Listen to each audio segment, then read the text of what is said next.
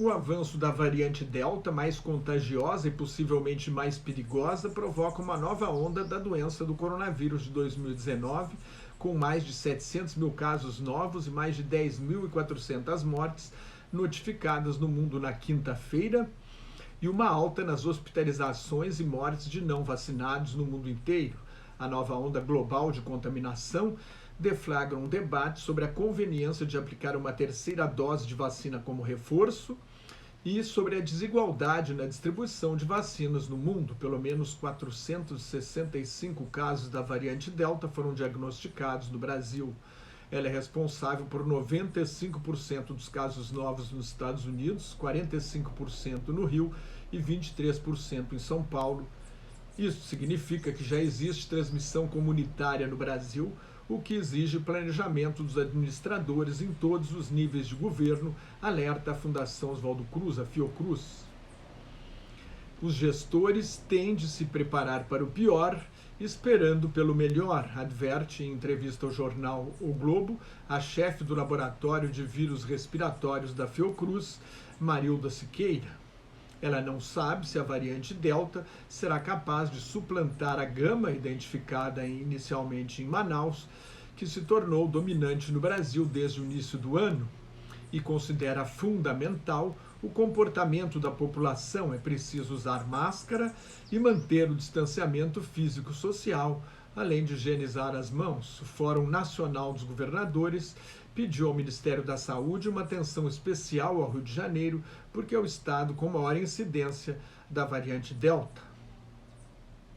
A conclusão inevitável é que a pandemia não está acabando como se esperava, com a metade da população completamente vacinada e 70% dos adultos tendo recebido ao menos uma dose.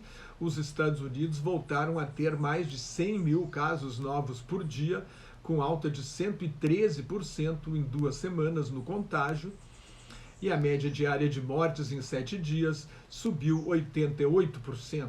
O contágio aumenta em todos os estados americanos, especialmente no sul, onde a vacinação está atrasada e a rejeição às vacinas é maior. Na Flórida, por exemplo, a Flórida teve 134.500 casos novos numa semana. Também é grave a situação no Alabama, na Louisiana, em Arkansas e no Mississippi. O presidente Joe Biden criticou governadores da oposição republicana por abandonarem as medidas de precaução e não incentivarem a vacinação. O governador da Flórida, Bob DeSantis, acusou os imigrantes para jogar a culpa no colo de Biden. Para a jornalista americana Laurie Garrett, ganhadora do prêmio Pulitzer e especialista em infectologia, o momento exige um tratamento de choque, com vacinação em massa, com a terceira dose, uso de máscaras, distanciamento social e um grande aumento no sequenciamento do vírus para ver quais são as cepas que estão circulando.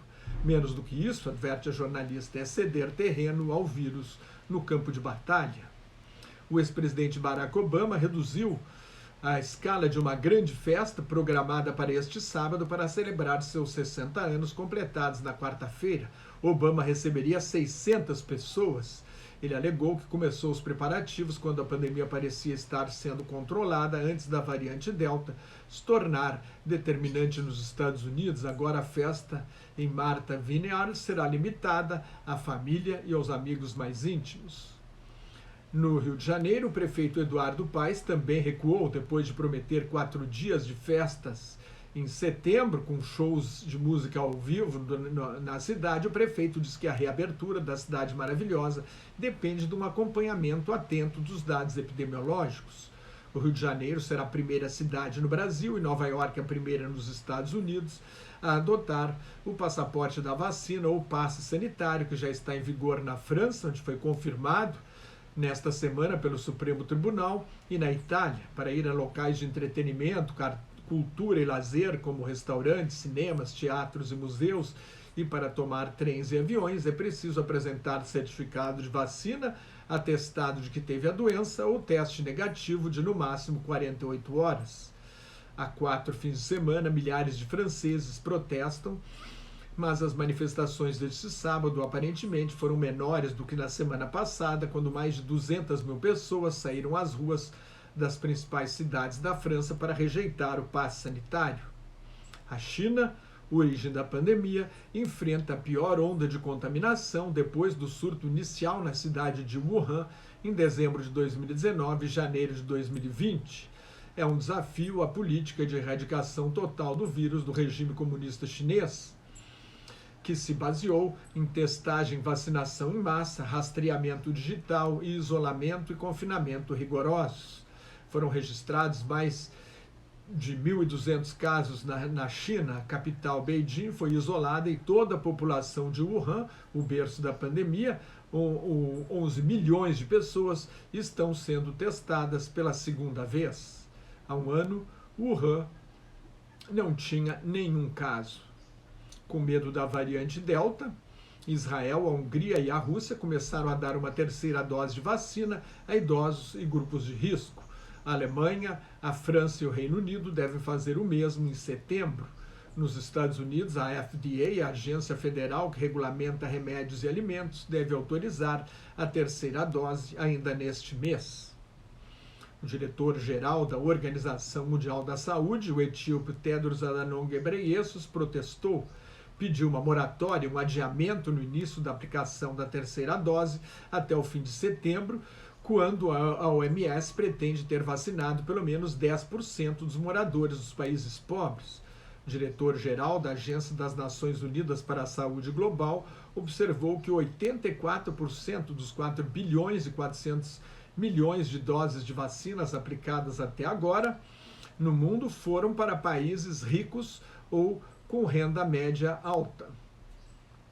Quase 30% da população mundial receberam ao menos uma dose de vacina, mas só 1,1% nos países ricos.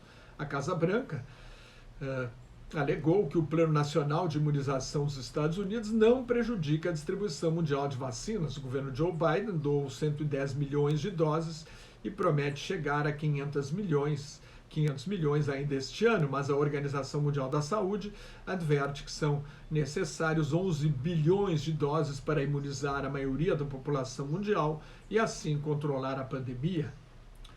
O relatório mensal de emprego dos Estados Unidos revelou um ganho de 943 mil vagas criadas a mais do que fechadas em julho. O dado de junho foi revisado para cima para 938 mil postos de trabalho a mais. Estes números podem estar distorcidos pelas contratações do setor educacional com a volta às aulas presenciais no ano letivo que começa em setembro. A taxa de desemprego, medida em outra pesquisa, caiu de 5,9% para 5,4%. É a menor desde o início da pandemia, mas ainda há 5 milhões e 700 mil americanos empregados a menos do que havia antes da pandemia. Estes números indicam uma forte recuperação da economia dos Estados Unidos, a maior do mundo, mas ela deve ser prejudicada pela onda de contaminação da variante Delta. A mega empresa de comércio eletrônico Amazon adiou a volta ao trabalho presencial para 2022. Na outra pandemia da fome, cerca de 270 milhões de pessoas correm o risco de morrer neste ano por falta de comida, de acordo com o Programa de Alimentos das Nações Unidas. São 120 milhões de famintos a mais do que antes da pandemia. O Departamento da Agricultura dos Estados Unidos fez uma avaliação ainda pior de que 291 milhões de pessoas são ameaçadas pela fome no mundo hoje. Mais notas e comentários sobre política internacional no meu blog Globalização em Crise, onde estão os últimos números da pandemia, no meu Twitter e no Facebook, onde colaboro com o grupo Quarentena News. Cuide-se, a variante Delta está aí, fique em casa, se não tiver nada muito importante a fazer na rua, use máscara e tente manter uma distância mínima de 2 metros de outras pessoas quando tiver de sair à rua, higienize sempre as mãos, não perca a oportunidade de tomar vacina, e muito obrigado pela sua atenção.